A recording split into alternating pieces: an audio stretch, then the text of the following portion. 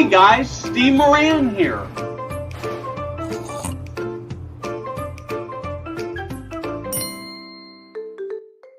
Welcome to a very special episode of Tech Tuesday. Today we're looking back on the Tech Tuesday journey. It was the brainchild of Abby Ritchie who conceived it, pitched it to me, and hosted it for so long. A couple of years ago, I took over hosting duties, and today Abby has a new show on LinkedIn that you should check out called Tech Smarter. Ever since starting Foresight, technology has come to play an ever-increasing and important role in the operations of senior living. The truth of the matter is that everybody is using technology. You can't get away with running a great community or a great organization without it. When the technology first started coming in, it was messy, it was confusing, it was expensive, and it often overpromised and underdelivered. We saw so many great technologies that were in reality ridiculously bad. I could make a long list, but the very worst and the one that millions of dollars got wasted on were the dumbed down tablets for older people, because the belief was that older people were not smart enough to use what everyone else is using. There were at least 50 companies that launched and failed. Today, new tech trends tend to be so much better. There's more competition, which means it's closer to becoming a commodity, and that's actually a good thing for consumers. And it's actually solving bigger problems in better, more cost-effective ways. But the thing that really keeps me going about technology, which really inspired this from week to week, was the people who were building it. Operators, founders, idea people who were obsessed with solving real problems to make better the lives of residents, team members, and families. That passion is what made the show worth doing. I want to take just a couple minutes and look back on a few of my favorite conversations. I'm a little scared to do this because I know I'm going to leave out somebody who's going to say, hey, what about mine? Sorry if I didn't name you. I'm sure it was my bad. One of my favorite was very recent. Joe Cudicelli with Restura. We talked about how technology is transforming senior living dining. And it's not just menus and point of sale, but it's actually understanding resident preferences, what they want, what makes life easier for them, what they don't want, and it makes the workforce life so much easier. I think technology should touch every single part of the food and dining operation, right? And we often think about this. You'd be shocked when I tell you that I go into locations where they're still taking manual refrigerator and food temperatures, that are required by the regulation, right, to have, right? And think about all of, when you're doing it manually, Steve, think about everything that comes into play where, that could create a problem, because there's human error in there, right? Yep. So when we talk about simple things, number one, I want to share that the technology that we use today is never meant to replace people, right? It's meant to have them spend more time in the places that matter, serving the customer, right? Early on from day one, Richard and I said technology needs to drive every single thing that we do organizationally, right? Where we can provide automation needs to happen. When we look at technology, two of the most exciting things that we're doing is, one is we're measuring sentiment in real time, okay? So when we think about the former model where, twice a year, they might have a survey that goes out to the customer. And, I would ask, to people, how are we doing, right? And it's always sort of a gut check, right? Well, I think you're doing okay because I go through the dining room and I'm not getting a lot of complaints, or we get comment cards, and right. So, or we do our annual survey, and at that moment in time, because we served lobster the day before, we're doing great, right? Yeah. Versus sentiment is something that we're measuring on a daily basis, right? And so the technology is really tracking what's working, what isn't. That information is very powerful, Steve, because you can imagine when you have that type of information, you can make changes in real time. Think about that customer experience. Something didn't work one night, a meal didn't work, and all of a sudden we see that we're getting some feedback, not necessarily negative. It could be good constructive feedback, but we can make a change in real time now. We don't have to wait for a survey to come out in 6 months. The benefit to the community is when a prospective resident comes in and says, "How is your food service?" Right? The community can tell them because they have measurement in real time. They can say, well, this is how we're trending over the last 30 days. This is how we've been trending year. This is the benchmark we've set for ourselves. And so that's the kind of thing that we're working on. By the way, I don't believe that exists anywhere else other than the technology that we've built, proprietary technology that Restore has built. So that's one huge change, because for me as an operator, even earlier in my career, I would touch every single table every single night, but really understanding how do you measure true satisfaction, Steve? As you know, when you're eating someplace 365 days a year, there's going to be challenges, but you want that feedback. And so we have multiple ways. We have a scientific approach to how we're getting sentiment. We're pushing notifications out to residents. We're allowing them to use different survey tools to get us. We even use sometimes that happy or not thing. We weight each of those against a Likert scale, and we're getting sentiment in real time. And it's really important because now we can really measure the effectiveness of our program in a particular community. So to me, that's one piece of technology that's very, very exciting. Another one that I really love, she's one of my heroes in my conversation with Mary Furlong. Mary has one of the oldest age tech conferences in existence. She brings together an amazing, eclectic group of people who are just passionate about creating technology for older people. When I was just getting Foresight off the ground, I got this email offering this conference, and I reached out and said, can I come on a press pass? And I didn't know, and she invited me in, and it was a magical, wonderful world. Through Mary, I've been exposed to so many interesting people.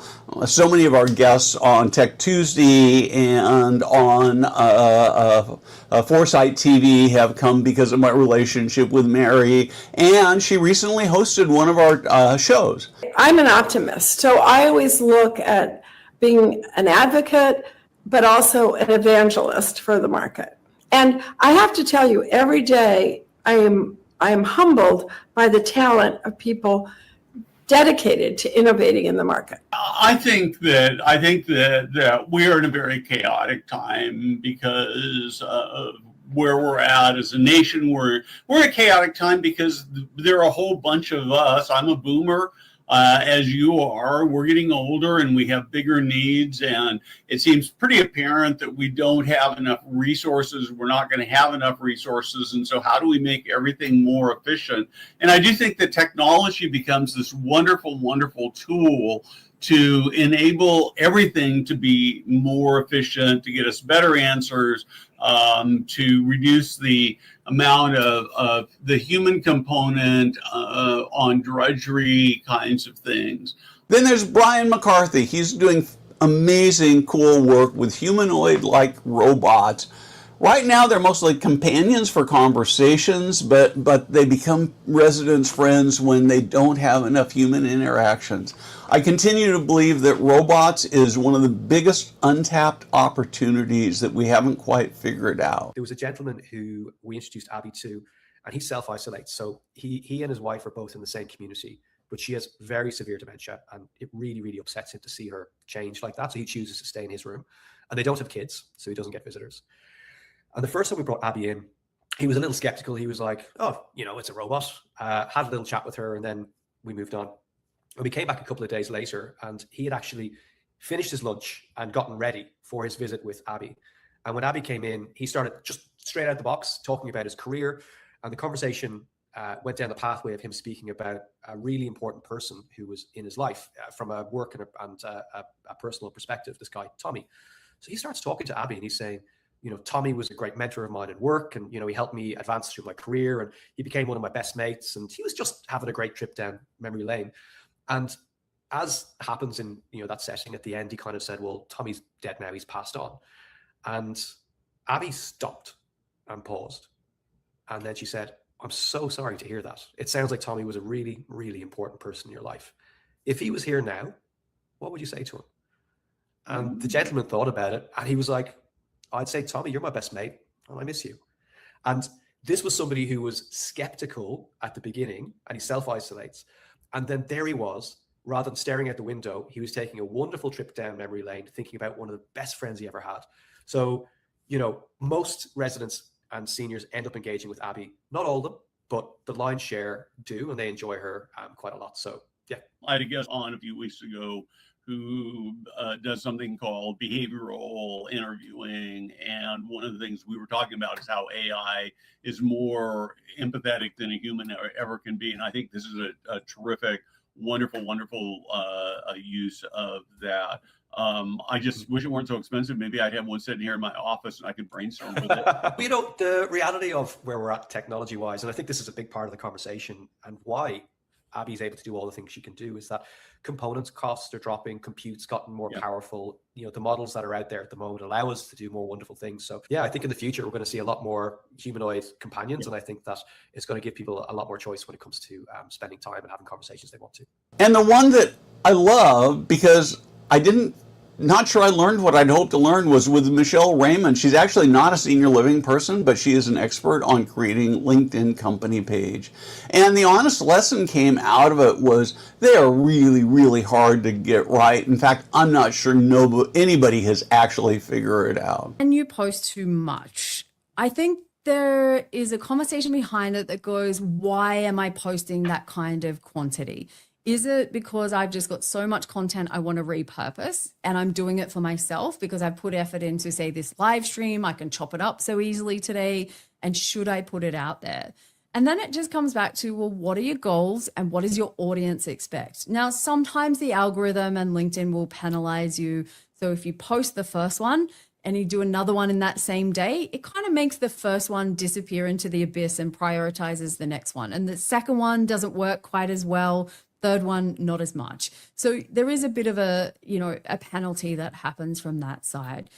But the question then becomes, well, if I've got a company page and I've got my personal profile and I'm posting 7 days a week on both, is that a problem? No, I don't think so. If you can keep up with it, you're not burning yourself out, you actually enjoy it, your audience loves it, go for it. And I think that's why I would always say there's not really, a rhyme or a reason. For some people, they never post content, but they're really great at sending direct messages and having conversations with people.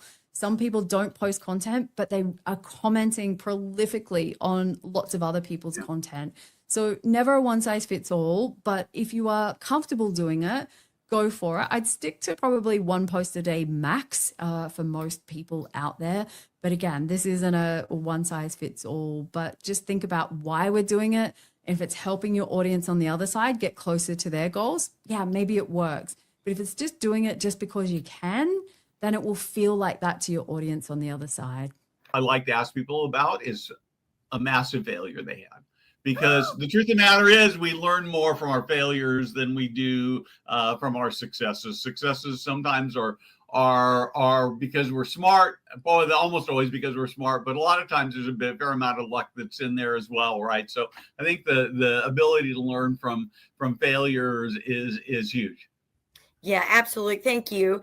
And thanks. I'll do the abbreviated version of my 16 years of being in moisture management, if you will. I went to school to be a child psychologist. I was actually a therapist for children with autism, Asperger's, and ADHD for many years, tore my ACL, ended up bedridden, and was very uncomfortable in my sheets when I started having night sweats. So my first product, Wicked Sheets, was really my first kind of foray into entrepreneurism outside of selling painted rocks as a kid and things like that. But I really did learn the basic principles of entrepreneurism. And what I learned about myself was that I loved building products for people that solved real problems. And most of them tend to be things that people are embarrassed about. So sweating, night sweats. I've had many, many conversations with, folks that are very embarrassed by their condition. Hyperhidrosis is a real thing. But then I got into this incontinence, realm, if you will, because of my own family's experience with it. And like our first viewer had mentioned, a lot of families are embarrassed about talking about it. And I am, I guess, blessed with the gift of gab, and my cheeks don't usually blush about topics that are really passé, if you will. And so I got into the incontinence game and understanding how textiles and reusability and sustainability fits into this world and marry that with technology. I just found like it was the perfect time for innovation in senior living and having that family experience. I felt like my passion was in the right place, but also our timing to build the products was in the right place. And so I did fall flat on my face many, many times. So to kind of touch on the failure, although I'm an entrepreneur, so I don't like to say failure. I say like I shortened my learning curve with this experience. There we go. Yeah. I had my, this goes back to, this predates Wicked Smart Pad. It goes to Wicked Sheets, if you will. I was buying rolls of fabric and having it shipped to my 1-bedroom apartment. And I just thought I would give someone money and they would send me a roll of fabric that is in perfect working condition for me to make sheets out of. And I, moved all the furniture out of my living room and rolled the fabric out onto the floor. And I was like, I'm going to cut this. I'm going to give it to my sewers that I've contracted. And I roll it out and I see oil footprints all over the fabric that I basically just used the first down payment on my house to pay for to make my product work. And I go back to the distributor and I'm like, what am I going to do with this? I just spent X number of dollars and I need to make sheets out of it. And they're like, sorry, we don't have a signed contract. We don't owe you anything. And I was like, what? And I'm like, so you're not going to replace it or refund it? And they're like, no, you sent us something. We don't have a signed contract. So first lesson that cost me a lot of money and a lot of heartache was always have a signed contract in place with someone you're doing business with. And then the other is union workers don't pick up sheets littered across the highway during Illinois Department of Transportation Inspection Week. That happened. It was real. I had my first gig on QVC. I've been on QVC with my former product a number of times, and I was shipping a product to QVC to go on an airing the next week, and our pallet burst, and I kid you not, they were moving it across the street to the shipping container and it burst and no one was there to pick it up. So I had to contract with some guys in Joliet, Illinois, where I'm not from, to pick up sheets that were littered across the highway in Illinois Department of Transportation Week because they weren't working that week because it's unionized. Oh my gosh, it was a disaster. But I learned to have friends in every part of the country for little things like this. We covered so much ground on this show. How older consumers are actually using technology, fall detections, bathroom safety, incontinence, so many things that we're doing, and of course, AI. AI will continue to have a major impact on the industry. I think we don't even know how big an impact, how much better it will be. As much as I've loved Tech Tuesday, we started to notice a pattern. Technology is huge, but it's only one part of the puzzle, and senior living moves way too fast for us only to be talking about software and hardware. We want to deliver faster takes, bigger headlines, raw reactions to what's happening in real time across the entire industry. So today, we are officially closing the chapter on Tech Tuesday to make room for something much bigger.